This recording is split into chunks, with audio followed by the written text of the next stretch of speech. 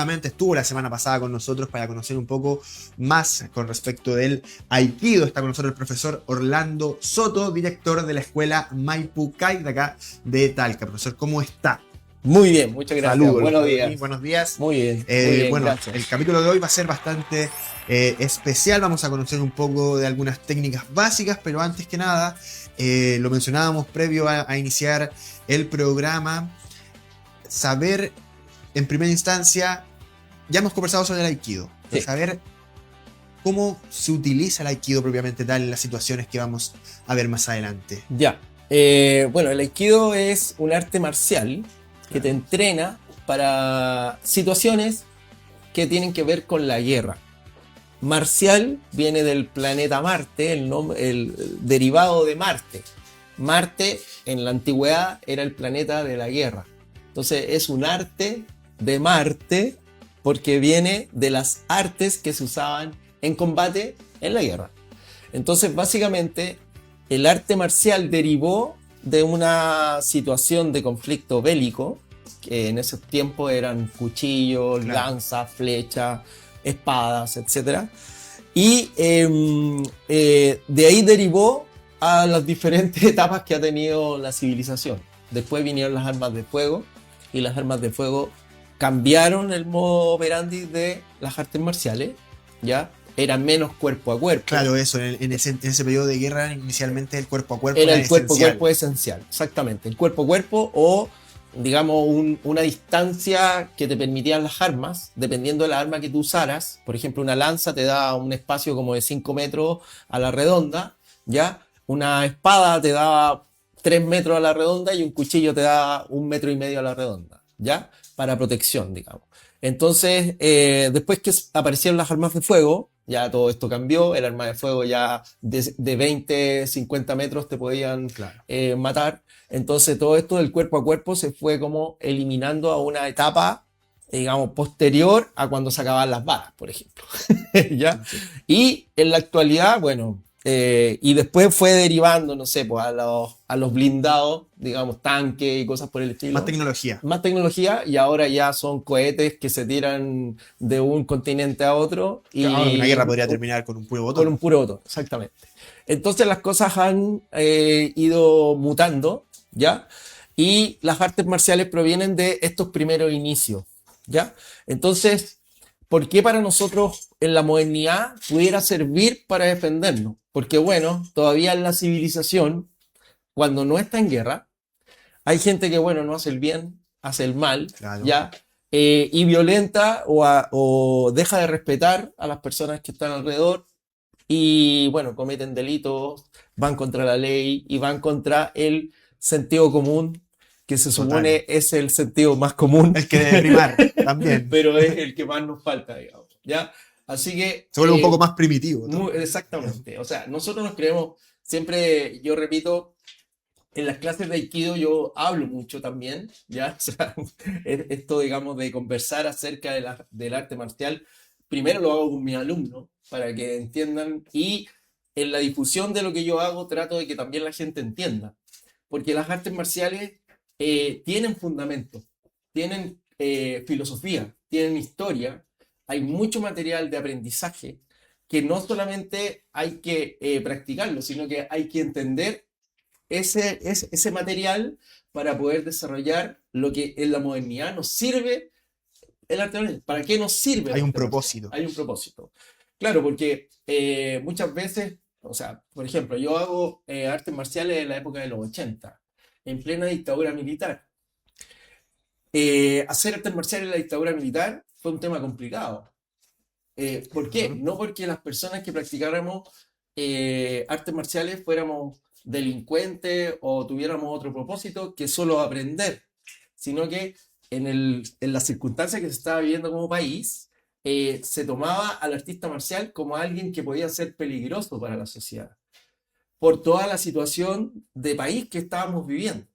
Entonces, muchos de esos conceptos todavía funcionan y quedaron impregnados en la gente, como que los artistas marciales somos violentos, Profesor, ¿y esa imagen se veía o se trataba de censurar en ese momento? Sí, por supuesto. O sea, se tomaron ciertos partidos, las cosas tomaron ciertos partidos. Ujú. De hecho, nosotros trabajamos en base a una ley de artes marciales dictada en esos momentos. Todavía en la actualidad se trabaja con esta ley. Pero se podía ejercer la Se enseñanza podía ejercer la igual. enseñanza, pero era muy, muy complicado. O sea, habían... ¿Y qué es lo que pasa cuando las cosas por ley son complicadas?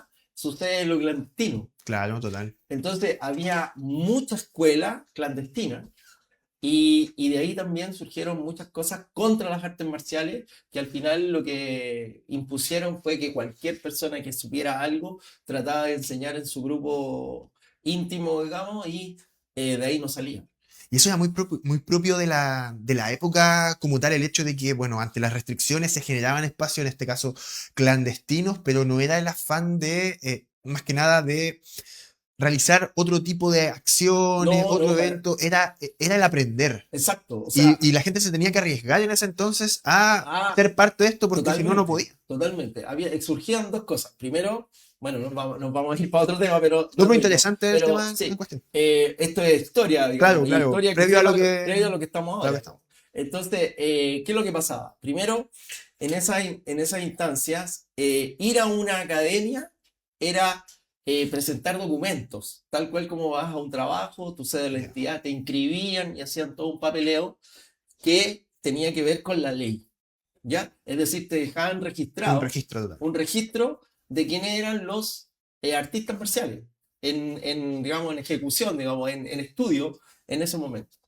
En esa instancia en que estaba el país, o sea, era un tema complicado, porque dejar tus datos era que de repente podía pasar algo Claro. y ya. ¿Y por qué eras una persona que podía ser amenaza si tú lo que andabas buscando era aprender artes marciales? O sea, no era aprender a ir contra el gobierno, digamos, o sea, no tenía ni una cosa por el otro. Entonces, era peligroso y habían ciertas academias que estaban inscritas, como te decía, y otras que estaban en la clandestinidad. Y desde esas instancias, las artes marciales fueron complicadas para los estudiantes. Ahora, ¿dónde aprendí yo? Porque siempre, esto es muy curioso. Yo estudiaba en los salesianos, Ya. en un colegio salesiano, acá hay colegios salesianos. Y los directores del colegio salesiano en ese momento eran italianos. ¿Ya? Los rectores, los padres, Los párrocos. los párrocos, exacto. Y ellos hablaron con las federaciones deportivas que había en ese entonces y llegaron al judo, ¿ya? Porque en todos estos colegios que son bien católicos tratan de inculcar mucho el deporte, porque Claro. ellos entienden que la actividad física en los jóvenes, primero, causa un bienestar de salud y segundo, hay un bienestar también mental, que su cabeza está enfocada en otras cosas, en cosas que ayudan a ellos mismos, digamos, que ayudan a su cuerpo, que ayudan a su espíritu, en vez de tener la cabeza en otras cosas, digamos. Entonces ellos inculcaban mucho el deporte.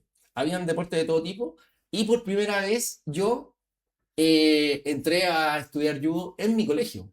Ya. Esa fue la Claro, primera aproximación a lo que esa fue vendría a la ser un primera. arte Claro, yo marcial. había hecho boxeo antes porque, bueno, esa es una historia más personal, para otro día me invita y te... ¿Ya? Pero había hecho boxeo y me interesaban estas cosas de contacto. Fíjate que, Profesor, un espacio entre medio. ¿Y en ese entonces el boxeo era igual de visto como el arte marcial? no, no, O se se podía permitía más? practicar boxeo. Ya. Se podía practicar boxeo, era algo más federativo, más de deporte, ¿sí? Igual estaba un poco controlado. La Federación de Boxeo, de hecho, tenía contacto Ya. con el gobierno, pero seguía siendo un deporte, ¿ya? Las artes marciales estaban completamente así estudiadas y reguladas hasta el día de hoy, digamos. Somos regulados por la DGMN, Ya. ¿ya? La Dirección General de Movilización Nacional. Somos tan regulados como un arma de fuego, ¿ya?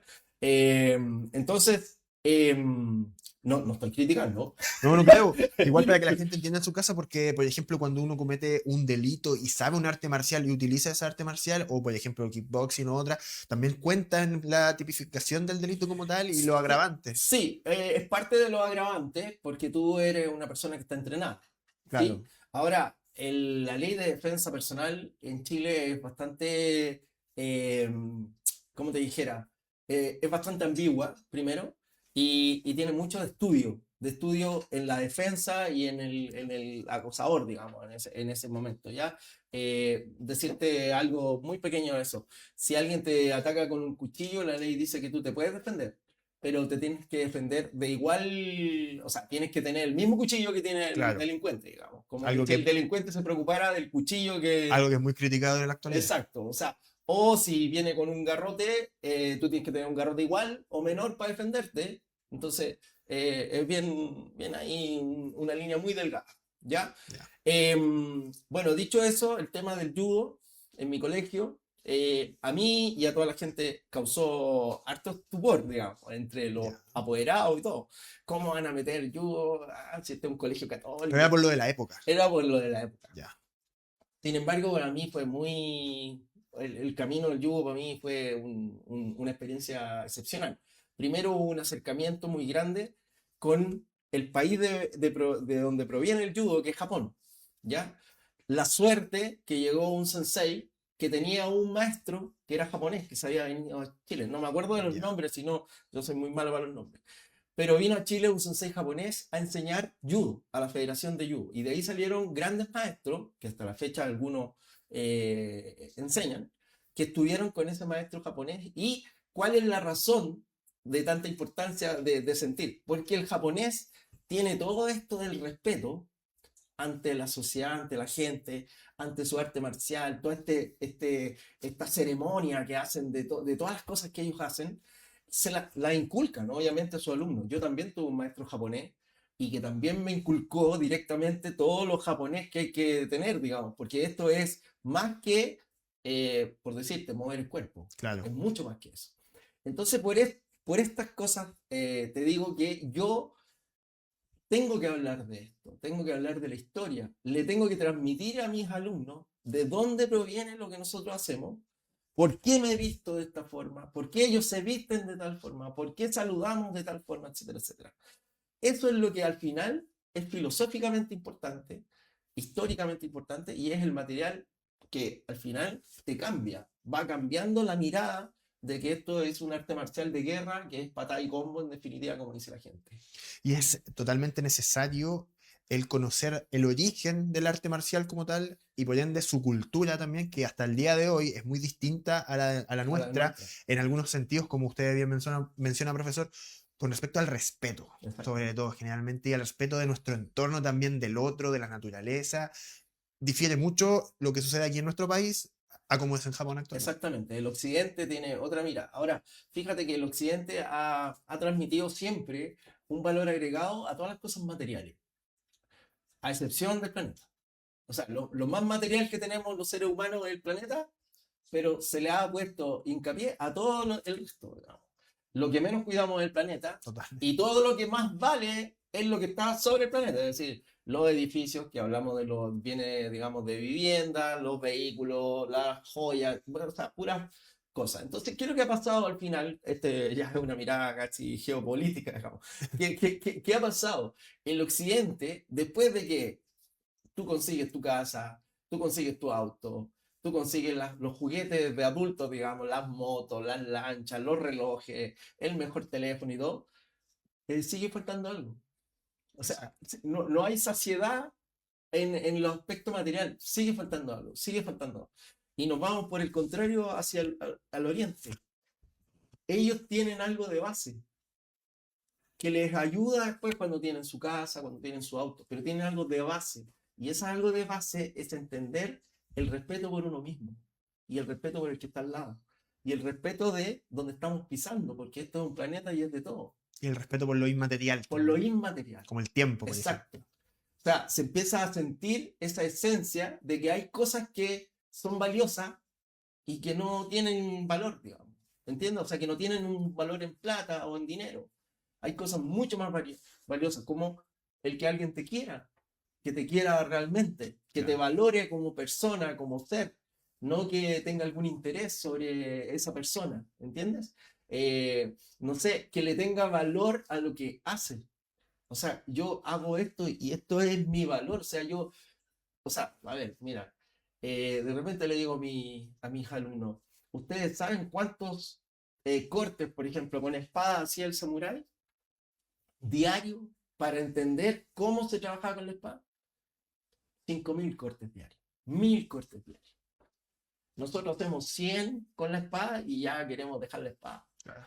Un maestro de sushi, está 5 años haciendo bolitas de arroz con su mano. La bolita tiene que ser perfecta. Y está 5 años una persona que es chef, preparándose para hacer una bolita de arroz. O sea, ellos tienen otro concepto de las cosas, tienen como otro tiempo de aprendizaje. Yo he hecho, aparte de hacer artes marciales, me gusta que la cultura de Japón dentro de mi escuela sea difundida. Entonces, por ejemplo, traje un maestro de bonsai. Conseguí unos amigos que por aquí y por acá vinieron de la quinta región, unos maestros de bonsai. Y justo tuve la suerte que venía llegando un joven que estaba aprendiendo bonsai. Bonsai son los arbolitos estos bien bonitos que los cultivan y los van moldeando, digamos. Y venía llegando, y él venía llegando de 6 años de estar en Japón, aprendiendo a cuidar bonsai, a hacer bonsai, a trasplantarlos de 6 años, viviendo de lunes a domingo con el maestro, que era su maestro de bonsai, en su casa, durmiendo en una piecita, de lunes a domingo trabajando en los bonsai. Otro nivel de dedicación. Cosa que para nosotros sería una locura. Sería una locura. Sí. Y te digo, no le pagaban. Porque él es el que está aprendiendo. Es como invertir en una universidad, 6 años para él. Entonces, son cosas que para nosotros no tienen relevancia. O sea, uno dice, ya, no es un bonsai, ¿no? Pero en realidad ver un bonsai es una espectacularidad. O sea, aquí puede que no se aprecie. Exacto, es una obra de arte. Entonces, esa obra de arte que demoró, me decía, ellos tienen bonsai de 300 años. O sea, hay un bonsai, un árbol que ha visto 5 generaciones. Toda la historia que hay detrás. De bonsaístas, no sé cómo se llama. ¿Me entiendes? Entonces, el concepto para nosotros. Ahora, en las artes marciales, típico, viene un alumno y lo primero que te pregunta, ¿y cuánto se demora uno en ser cinturón negro? ¿Me entiendes? De ahí les baja un poco la... Claro, ¿por qué? Porque estamos acostumbrados, nosotros en el occidente es todo rápido, no sabemos por qué es rápido, pero todo es rápido, todo el mundo anda corriendo. Pues acá preferirían pagar un curso que les enseñe a cuidar bonsai. Exacto. Entonces, todo esto de las artes marciales, la defensa, viene con un arrastre histórico, una filosofía, es muy potente. No es solamente pegar pata y combo. No es, es mucho más que eso. Y al final, ¿en qué terminamos? Terminamos que esto se transforma en una filosofía de vida. Total. Porque como tú sabes que no es solamente ir a pelear o defenderte, tiene otra amplitud en tu vida. O sea, cuando tú aprendes artes marciales, aprendes dedicación, aprendes perseverancia, aprendes humildad. Te das cuenta de que nosotros somos solamente carne y hueso y que somos muy débiles, somos muy propensos a los accidentes. Es decir, esto que nosotros tenemos, que cuando tenemos salud, cuando no te duele nada, no valoramos, pero en lo más mínimo.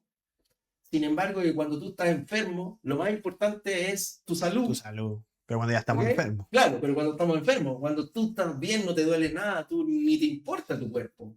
O sea, si estás en una fiesta y trasnocháis de no sé, hasta toda la noche, y al otro día vayas a jugar a la pelota, y al otro día trasnocháis, no te importa tu cuerpo. No. ¿Hasta cuándo? Hasta cuando se enfermo. Claramente. Ahí es el problema. No valoramos. Y ahí nos pedimos perdón a nosotros mismos. Exactamente. Entonces, ¿qué te enseñan las artes marciales? Primero, que esto es lo más importante. Y si para ti esto es lo más importante, para ti eso es lo más importante. El cuerpo. Y yo no tengo por qué razón hacerte daño. ¿Entiendes? Porque yo tengo un respeto. Si yo me tengo respeto a mí, te tengo respeto a ti. Desde ahí nace la base de lo que es el Aikido, que no busca hacer daño al otro, sino más bien protegerse uno mismo. Protegerse uno mismo. Y no solamente protegerse uno mismo, uno trata de que el agresor, el que te quiere hacer daño, intente cambiar su forma de agresividad. Por eso en el Aikido se habla de armonizar la energía. aquí ya entramos en otro tema. Nosotros pensamos que estamos vivos. En el Asia, tú estás vivo porque hay una energía en ti. ¿Entiendes? Nosotros estamos vivos. Y para nosotros tenemos un corazón que late y listo, digamos. Claro. Ellos no, ellos tienen un concepto energético. Y la energía se transforma. Es decir, tú vivo tienes una energía, muerto tienes otro, se transformó la energía. ¿Ok? Es decir, tú eres eterno. ¿Ya? Nosotros todavía estamos con el concepto de que tú le preguntas de repente a la gente y no, si al final uno se muere Y se muere, ¿no? ¿cómo dice? Claro, si total, todos nos vamos a morir. Todos nos vamos a Todos morir. nos vamos a morir. Exacto. ¿Ah? No, allá no. Allá todo trasciende. ¿Entiendes? Por eso hay mucho tema con los apellidos, por ejemplo, con la historia Claro. familiar, con el tema de los abuelos, los ancestros. Porque los ancestros han transformado en otra energía, están acá, están acompañando. Por eso hay tanto respeto con el padre. Por eso en las casas, por ejemplo, antes en Chile también sucedía, tú entrabas a una casa antigua y estaban los abuelitos, habían unas fotos antiguas de los... Claro, actualmente, salvo los abuelos, uno no conoce más allá de su Exactamente, árbol tu genealógico. no conoce nada. Ellos le dan mucho respeto a eso. ¿Por qué? Porque son energía. En definitiva, no sé, mis padres están muertos, pero mis padres están conmigo. Claro. Transformaron su energía, ya no son cuerpos, pero están andando por ahí. ¿Entiendes? Así que a eso se le da mucho valor. Entonces, con todo esto que en definitiva no es plata, pero engrandece tu espíritu porque tú eres alguien que vale, eso hay que cuidar. Y eso es lo que yo trato de transmitir. Somos todos importantes. No hay nadie que no sea importante. El tema es que hay momentos en nuestra vida que a veces vamos a hacer cosas malas. Vamos a dañar a los demás. Entonces el Aikido, ¿qué busca? Trata de no llegar al extremo de que dañar a los demás. Entonces busca esa armonía con la energía. O sea, tú puedes tener una energía agresiva, me puedes gritar, y yo voy a tratar de armonizar contigo. No voy a tratar el concepto que tenemos nosotros. Si alguien te grita, grita más fuerte. O sea, párate más fuerte en tu posición, porque nadie te puede gritar. La ley del más fuerte. Exacto. O sea, de hecho, nosotros le decimos a nuestros hijos, oye, nadie te puede pasar a llevar. Claro. ¿Ah? Entonces, si alguien te pega, tú pegas. Eso es lo... Mira, ahí voy a meter mi historia personal. A mí me hacían bullying en el colegio, porque en ese tiempo los colegios ingresaban niños de todas las edades. No era como ahora que las fechas son clavadas. Si tú tienes un hijo hasta el 2000, no sé, 10, tiene que estar en este curso. En ese momento no. En ese momento en Chile, yo tengo casi 60 años, por eso te digo, ya, estoy hablando de 60, 50 años atrás. Hace 50 años atrás, en los colegios, en la enseñanza básica, había niños que entraban a primero básico y tenían 15 años. ¿Entiendes? Era otra situación intelectual, de estudio, había menos posibilidades de estudiar, etc. Entonces, en mi colegio, yo iba en enseñanza básica y tenía compañeros de 15 años. Y yo tenía 6, 7 años. Entonces, en estos entonces, que los más grandes le pegan a los más chicos, ahora Claro. los más grandes molestan a los más chicos, en ese momento hasta te pegaban. Entonces, a mí me hacían bullying. Entonces, en mi familia, ¿qué pensaban? Oye, le están pegando, hay que enseñarle a pelear para que se defienda. Claro, ¿no? Claro, es lo lógico. Me metieron a boxeo. Al final, ¿qué pasa? Pasaba peleando. ¿Por qué? Porque ya sabía pelear. Pero no soluciono el problema. El problema de fondo no, para nada. No. Bueno, y así, bueno, de ahí te puedo... Otro día... Termina siendo un círculo vicioso vicioso prácticamente. Esto es lo mismo que hacemos ahora. O sea, nosotros le decimos a nuestros hijos, nadie te puede gritar. Ya, pero ¿y si le están gritando con razón? Porque está cometiendo un error. Bueno, quizás hay formas de... Claro. Ya, no le grite, hable, pero, o sea, si no quiere entender, o sea, de repente hay que poner las reglas. Total, hoy día estamos en ese aspecto viviendo una etapa sumamente complicada con respecto a los jóvenes. Exactamente. Y entonces, si al niño le enseñan que nadie le puede hacer nada, los niños crecen. Y cuando son jóvenes, nadie le puede decir nada. ¿Entiendes? Ni siquiera tú que eres el papá, porque No. tú eres el papá y ya eres un viejo. Lo he visto. He sido testigo de Exacto, aquello. tú eres un viejo, ya no tienes, si tú no entiendes nada. O sea, ellos están en su teléfono. Total. ¿Y qué es lo que va a pasar? Los que somos tú, en algún momento te va a volver viejo. También. Y esta generación que ahora ni siquiera respeta a nadie, o sea, Al adulto mayor, ni olvidar. o sea, pongámonos en la situación. El mundo se está envejeciendo. Y Chile, Y sobre Chile todo. se está envejeciendo. Es decir, en 20 años más van a haber puros viejos. Y estos jóvenes de ahora, ¿qué van a hacer con esos viejos? Si ahora no respetan Ni a sus ni padres, a sus padres. a los profesores menos. Exacto.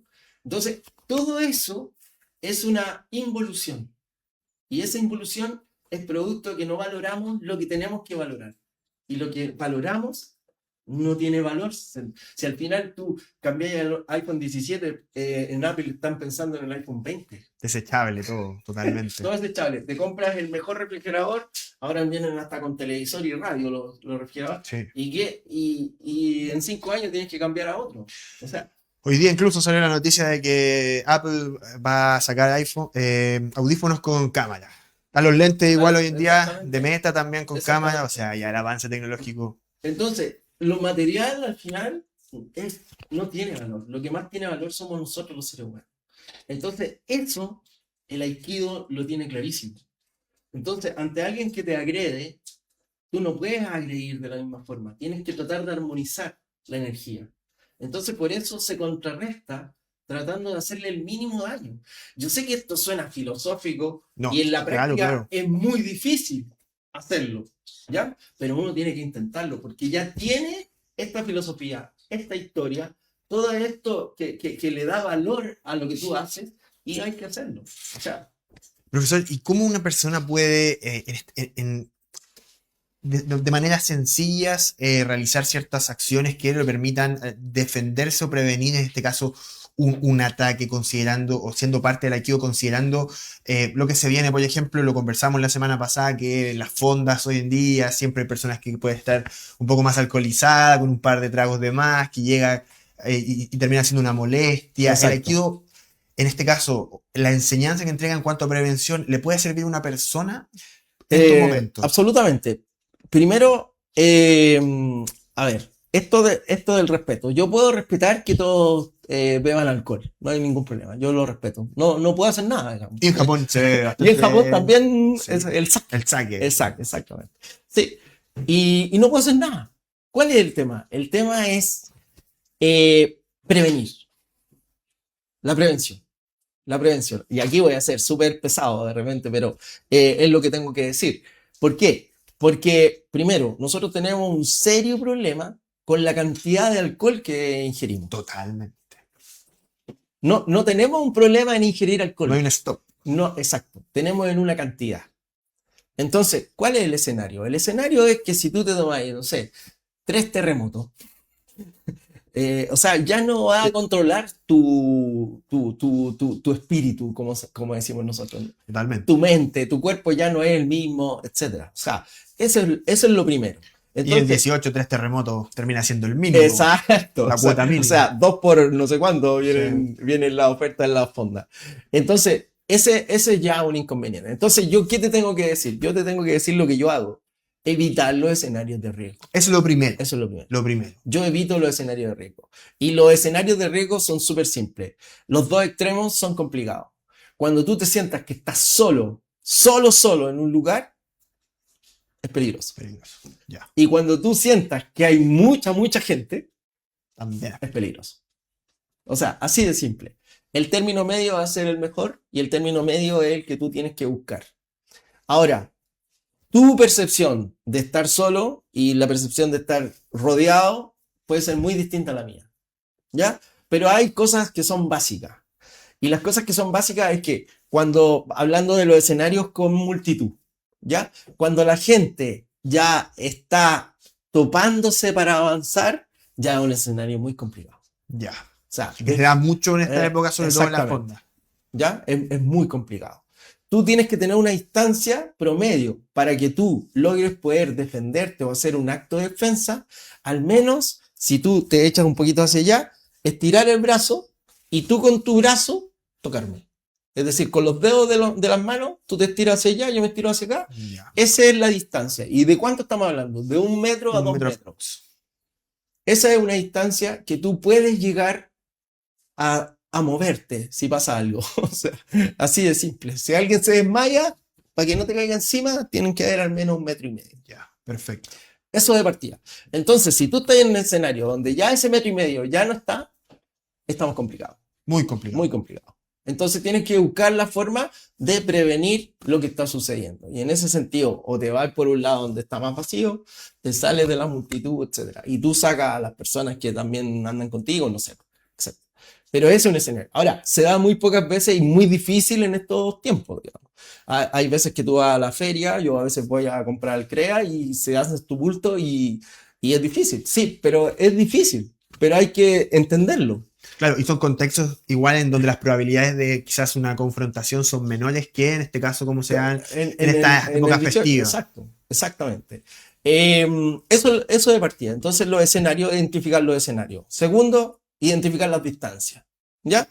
Eso en aspectos generales. Ahora en aspectos de violencia ya, de agresión, o sea, donde tú ya estás de agresión, ya algo menos de 1 metro o 1 metro ya es ya que va a pasar algo.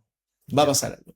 Y en estas instancias de pasar algo, lo mejor es mostrar una capacidad o sea, una actitud relajada. No, como se dice, exaltada. Cuando las dos personas están exaltadas, va a terminar mal. Va a terminar mal. ¿Ok? Entonces, ¿qué se enseña? Se enseña a tener una actitud que muestre calma, que estás alerta, pero estás en calma. ¿Ok? Bueno, otra cosa difícil de obtener. A día de hoy, totalmente. Exactamente. Como llevamos nuestra vida, es muy difícil estar en calma, de partida. Imagínate en un momento de exaltación, donde puede alguien agredirte. O sea, más difícil. Por eso esto no puede ser así simple. O sea, es difícil. Por supuesto que es difícil. ¿Ya? Esas son las dos cosas que yo determinaría. ¿Por qué? Porque cualquier actitud que tú manifiestes de querer ir a la violencia, si hay una persona violenta frente a ti, es, digamos, el escenario ideal. Ya. Todo lo contrario si tú intentas relajar la situación. Ahora, hay formas de relajar la situación. Hay formas más de prevención, ¿ya? Que eso te lo puedo enseñar. ¿Ya? Por ejemplo. Con un contexto igual para la gente en casa que sea mucho esto, que sea un ejemplo sobre todo para las mujeres que sufren bastante acoso, digamos, aquí en estas fechas, sobre todo de personas que están en estado de debilidad, entonces le puede ser bastante útil para ellas. Sí, bueno, de partida, tratar de andar con la menos cantidad de cosas anexas. O sea, las mujeres, por ejemplo, siempre andan con su cartera, con su bolso. Nosotros siempre andamos con el banano, con el teléfono. En estas situaciones, y entrelazando con lo que hablamos, hoy por hoy, la gente, por ejemplo, los delincuentes no te roban plata ya. Porque casi nadie anda con plata. No. Se han cambiado, han mutado también las cosas. Van por teléfono. Exacto, van a los teléfonos. ¿Ok? Si tú andas con joyas, te ven las joyas, van a las joyas. O sea, ahí te pueden llegar a asaltar. O sea, si ven a alguien que no anda con nada, no es un objeto de deseo. No es objeto. Claro. ¿Sí? Van a buscar otro. Al que anda con el teléfono, al que anda con joyas. Entonces, si tú vas a salir, tienes que salir lo más liviano posible. Tu carnet en un estuche chico, algunos billetes, tu tarjeta que pagas, etc. Muy pocas cosas. ¿Ok? No de relojes, no de... Bueno, ahora en la cultura, digamos, de la juventud está muy arraigado. Muy el bling bling, las cadenas. Sí. Bueno, todo eso llama la atención de los delincuentes. Preferible evitarlo. Evitarlo. O sea, sobre todo en multitud, etcétera, no te vas a dar cuenta cuando te tiran. La cadena. ¿Ya? Eso de partida. Entonces las mujeres intentar de andar con lo más livianas posible. ¿Ok? Y entre lo liviano posible, andar ojalá con un banano muy cerca, etcétera, cosas por el estilo. No con cosas que sean grandes, que se puedan tirar y lo demás. Y lo otro, en una situación donde hay contacto donde hay contacto visual, donde tú entiendes un escenario de agresión, no estar con las manos abajo. Ya. ¿Ok? No estar con las manos abajo. Entonces, había un actor de cine muy famoso que fue el que inició la difusión del Aikido en el cine de los 80, por allá, que era Steven Seagal. Un tipo alto, que en ese momento cuando recién partió era bien delgado, después se puso a comer mucho, se lo comió el personaje y se puso gordito, pero él usaba una posición que era esta posición. a media a altura. media altura. Él, bueno, después le salió guata y colocaba las manos arriba de la guata, digamos, ¿ya? Pero esta posición es una posición que se ve así como que no estuviera haciendo nada, Claro. pero es una posición que tú tienes las manos cerca de poder cualquier cosa empujar, básicamente. Lo primero. Lo primero. Entonces, las mujeres pueden estar en esta posición, en una posición así, y Saltó el micrófono. saltó el micrófono. Aquí. No, en este. Ahí está. Ahí. ¿Sí? ¿Sí? Ya. Y poner la distancia que corresponde. Es decir, poner las dos manos sobre cualquier persona que se le acerque a menos de 1 metro. 1 metro. En este caso, el empujón es para generar ese metro Claro, de ni distancia. siquiera hay que empujar, hay solo que colocar. Ah, ya. ¿Ya? Pero a eso, para colocar las manos, esta posición de pies paralelos, no hay que hacer. Ya. Un poco de Porque equilibrio. tú estás en una mala base de apoyo. Ya. Tú siempre en una situación, y eso es una de las primeras cosas que uno se enfoca cuando hay alguien entrenado o no, es cómo se para, es cómo se mueve, ¿ok? Y las personas que están entrenadas a tener un pie adelante y el otro atrás. Si la persona está con los dos pies paralelos, se entiende que él no sabe nada de lo que está haciendo, Ya. ¿ok? Es decir, no está entrenado. Es alguien agresivo, pero no está entrenado. ¿Ok? Las personas que estamos entrenadas, normalmente estamos con un pie adelante y el otro atrás. Con las manos arriba, y si tú te me acercas, voy a poner una distancia. No tengo que hacer nada más que eso, una distancia. ¿Ok? Ahora, importante reconocer que tras una acción tuya, va a haber una reacción. Y tras la acción del atacante, va a haber una reacción tuya. ¿Ok? Ya. Perfecto. Pero ¿cuál es la clave de la defensa? Que tu acción, ¿sí?, tiene que ya preverse de acuerdo a tus movimientos. Es decir, si tú vienes caminando hacia mí, está claro que tú te vas a balanzar hacia mí en algún momento. Entonces yo tengo que prever ese movimiento. Y ese movimiento yo lo detengo con esto y trato de esquivar tu empujón o tu aproximación. Es decir, si tú caminas hacia mí, yo pondría las manos y me movería al lado. Es decir, tú vas a seguir una dirección y yo me estoy moviendo. Es como cuando estamos caminando y hay mucha gente. ¿Te has fijado que tú caminas y haces así y pasa el otro? Claro. Ya. Pero a veces eso no funciona, igual chocáis. ¿Ya? Ya, pero esto, esa es la idea. Y eso se llama en Aikido la evasión. El redirigir tu movimiento. Entonces tú vas a venir hacia mí y yo me voy a mover. Y como que te voy a mover dejándote pasar. Sí. ¿Ya? Ya. En el Aikido eso es la redirección de la energía. Me conecté con tu energía, entendí lo que venías a hacer y yo me conecté con esa energía y la redirigí. Sin hacer nada, no te estoy haciendo nada todavía. O sea, ojalá nunca te haga nada, digamos. Es lo ideal, real. nunca pase nada.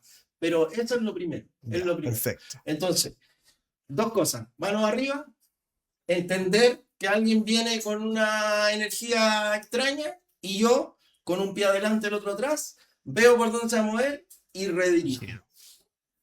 ¿Ok? Perfecto. Y bueno, y desde ahí, como eso es una acción, reacción, acción, reacción, acción, reacción, Hay que esperar una reacción. intentar desaparecer. O sea, Ya. que no insista en el tema. Si después, bueno, el típico el curado porfiado, ¿ah? Va a insistir, de ahí ya tengo que empezar a ver otros métodos porque ahí ya puede entrar la técnica o definitivamente el perseguidor va a acosar hasta que tú ya no tengas espacio de movimiento, espacio de acción para poder hacer esta desviación. ¿Entiendes? Ya. Sí. Y esto también es otro escenario que tú tienes que prever. ¿Ya? Y ahí, bueno, en esa instancia, ya ahí ya tienes que tener enseñanza de artes marciales y poder hacer una técnica, y eso ya es otra cosa. Ya más ¿Ya? profundidad. Hay más profundidad ahí. Pero por eso te digo, lo primero es mantener las manos arriba, demostrar calma, no estar conectado en la misma sintonía de la agresividad que puede tener la otra persona, manos arriba y ver hacia dónde se va a mover y yo intentar desviar ese acercamiento. Eso considerando que uno percibe una Claro, energía una más energía hostil por parte de la por otra parte de persona. la otra persona. Exactamente. Después, bueno, está el agarre, que es cuando te atrapa. Alguien te va a Ya. atrapar. en algún momento, ¿ya? Te pueden atacar de manera amistosa incluso, ¿ya? Pero eso quiere decir que ya tú no hiciste lo anterior. O sea, dejaste que el escenario pasara a la siguiente etapa. Ya. Porque, por ejemplo, si yo soy la persona que te está acechando, esto no es para que robarte ni nada. Estamos haciendo, digamos, una cosa como el borrachito que empieza como a acosar A una a muchacha. una muchacha. Entonces, tú dejaste que yo me acercara. Porque si yo logro atraparte algo, tocarte algo, es porque tú dejaste que yo Entró en ese metro de distancia. entré en ese metro. O sea, ya no hiciste yo no quiero, yo me muevo, yo me voy. No hiciste eso. Entonces, en esa situación ya pueden haber más desarrollo. Por ejemplo, la típica es que te tomen una mano. ¿Sí? Una mano, ya. O con una mano o con la otra, dependiendo cómo te ataquen. Entonces tú de repente no sabes cómo soltar ese agarre. Bueno, muy simple. El brazo es un cilindro, ¿ok? Que es más ancho por un lado y más flaco por el otro. ¿Hacia dónde es más flaco? Hacia el dedo gordo. Claro. ¿Ya? O hacia el meñique. Esos son los dedos, las partes más flacas. Entonces, si alguien te quiere atrapar, no te va a atrapar ni por arriba ni por abajo. Te va a atrapar por la parte más ancha del brazo. Entonces ahí te va a colocar la palma. ¿Ya? Lo que cierra la palma son los dedos. Y Claro. los dedos tienen una abertura natural. O sea, él nunca te va a tomar al revés. Te va a tomar siempre a esta sisa. Entonces, permiso, ¿eh? Te voy a hacer. Entonces yo te tomo acá. Ahí. ¿Ya? Hay una abertura natural de los dedos. Entonces, ¿cuál es la parte flaca de tu brazo? La parte del dedo gordo. El dedo gordo. Lo que tú tienes que hacer es girar tu brazo y salir por los dedos, que es donde yo no puedo apretar. Ya, el giro, lo giro. principal. Eso es todo. ¿Ok? Excelente. Dependiendo de cómo te tomen. Si te toman así, tú buscas el lugar donde está la apertura. Y girar. Y girar. Si te toman por detrás, no sé, aquí, te tomaron aquí, lo mismo. Siempre va a haber una apertura de los dedos. Lo ideal es girar. Es girar. Ya sea. Girar, buscar el dedo y salir. Ahora, a eso, esto es un agarre suavecito. O sea, alguien Claro, de repente va un tirón. un tirón. Bueno, ahí, este brazo, tú lo tienes que unir a tu cuerpo. ¿Por qué? Así. Porque las extremidades no tienen el poder de lo que tienen tu tronco. ¿Ya? Ya. Esa también es una parte filosófica bien importante que te la voy a explicar después. Pero si tú alejas tus extremidades, tienes menos poder de esas extremidades. ¿Ya? Porque son más débiles en la medida que se alejan del centro. ¿Ya? Entonces, el que te agarra va a intentar sacarte la mano para un lado, para que tú tengas menos control. ¿Entiendes? ¿Ya? Entonces, ¿tú qué tienes que hacer? Acercarlo a ti. Porque en tu cuerpo es donde está el poder. ¿Ok? Entonces, cuando yo te agarre muy fuerte, tú lo que tienes que hacer, o tu cuerpo se acerca a esto, mira, camina para acá. O sea, yo venir para esto, o yo tú tratar de intentas traer ya. para acá. Y cuando tú te acercas, te mueves con tu cuerpo para soltarte. Es decir, este gesto, tú lo haces con tu cuerpo. Ya. ¿Entiendes? Entonces, mira, tómame acá. Ahí. Entonces, yo me acerco acá y ahora con mi cuerpo, yo ya. te envío. La energía, toda la energía hay que utilizarla del cuerpo, del giro del cuerpo. Yo tengo que acercar mis extremidades. Mientras más abiertas estén, yo tengo más de... Perfecto. Y mira, voy a la parte de por qué el cuerpo, por qué esta parte.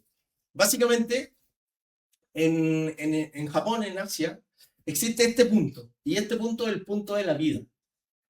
Bueno, de hecho, nosotros nacimos de este punto, literal. Este punto se llama Seika Tanden, que es el punto centro, o también más conocido, y ahora vas a entender por qué es tan conocido, se llama Hara, con H, no con J como el apellido que se usa acá en España y en Chile.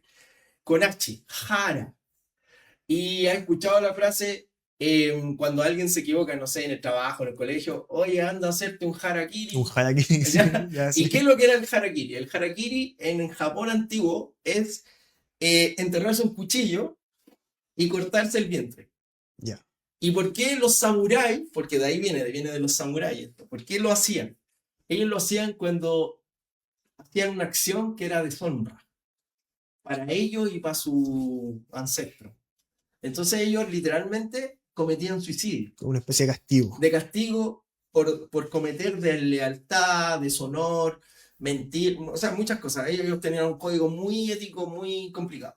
Entonces ellos literalmente se metían un cuchillo aquí en el vientre, donde nosotros nacimos, ya, bueno, pues la mamá ahí nos tiene, le Claro. crece el vientre, ahí, y se cortaban ese punto energético, porque es un punto energético que está en tu interior. Le llaman el sol interior, le llaman la energía divina, etcétera. Ahí está el punto digamos, de la energía máxima de tu vida, de tu cuerpo. Bueno, científicamente está comprobado que cuando tú te mueves, este punto es el punto que hace una contracción. O sea, antes de ir a apagar la luz, ese punto se va a contraer para ir a apagar la luz. Es decir, es un punto en el cuerpo que se activa en cada situación de movimiento, de estrés, por eso de repente cuando tú estés muy nervioso te duele la guata, ¿ya? La gente dice, oh, me duele la guata. Y esta zona en particular es una zona que científicamente ahora los kinesiólogos, los fisiólogos, etcétera, la llaman el core, que es una pared abdominal, parte abdominal y muscular, digamos, que está en ese punto.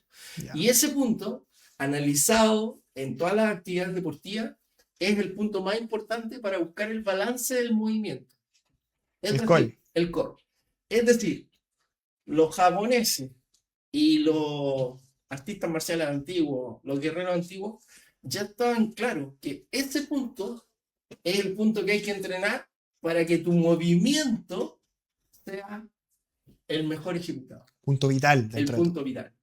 Entonces, llevado a esta situación de que alguien te agarre, lo que tenemos que intentar hacer es conectarnos con este punto, acercarnos y movernos con este punto a favor. Y eso va a hacer que, por muy fuerte que te agarre alguien, va a poder salir desde la garra. Excelente. Profesor, se nos acabó el tiempo el día de hoy, estuvo bastante interesante. Dos cositas. Sí, y queda la invitación también para seguir desarrollando todo esto, perfecto, por supuestamente, perfecto. sí. Así que lo podemos agendar. Sí, quiero decir dos cositas. Hay ciertos elementos que ayudan mucho a la prevención y que pueden ayudar a tener un concepto, porque cuando uno se compra un auto, hay que saber manejar. Totalmente. Cuando uno se compra, no sé, una raqueta de tenis, es porque va a jugar tenis. Va a jugar tenis. Exacto. Cuando tú te compras un elemento que para ti puede ayudarte a proteger, el concepto se empieza a integrar en ti.